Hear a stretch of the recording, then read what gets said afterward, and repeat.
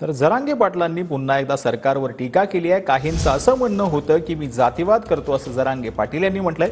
13च्या मतदानापर्यंत मी चांगला होतो, नंतर गुरगुर सुरू झाली असं देखील जरांगे पाटलांनी म्हटलंय। एक महिनाभर शांत रहा, त्यांचेच लोक त्यांना पाडणार असं देखील जरांगे पाटील यांनी म्हटलंय।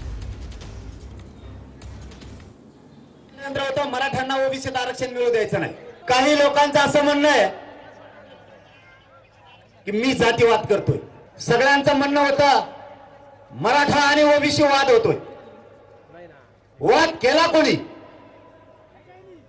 माझं एक तरी स्टेटमेंट दाखवा की मी अगोदर ओबीसी बांधवांना दुखवलंय म्हणून। जातीवाद केला कोणी? तुम्ही आम्हाला जातीवादी म्हणता कसे?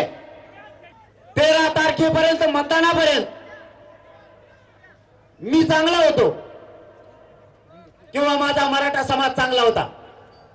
एकदा 13 तारीख झाली, मतदान संपलं, गुरगुर करायला पुन्हा सुरुवात केली। एक महिनाभर शांत राहा।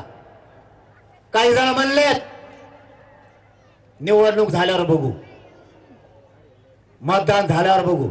आपल्याला काही शहाण्या माणसांनी सांगितलंय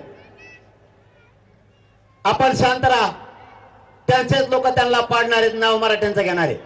ज्या जातीच्या लोकांनी मराठ्यांना त्रास दिला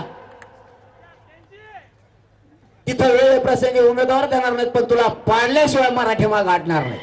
याला सत्तेत नाही जाऊ द्यायचं। मग वेळ जर आली आपला उमेदवार द्यायचा नाही, पण त्याला पाडल्याशिवाय शांत बसायचं।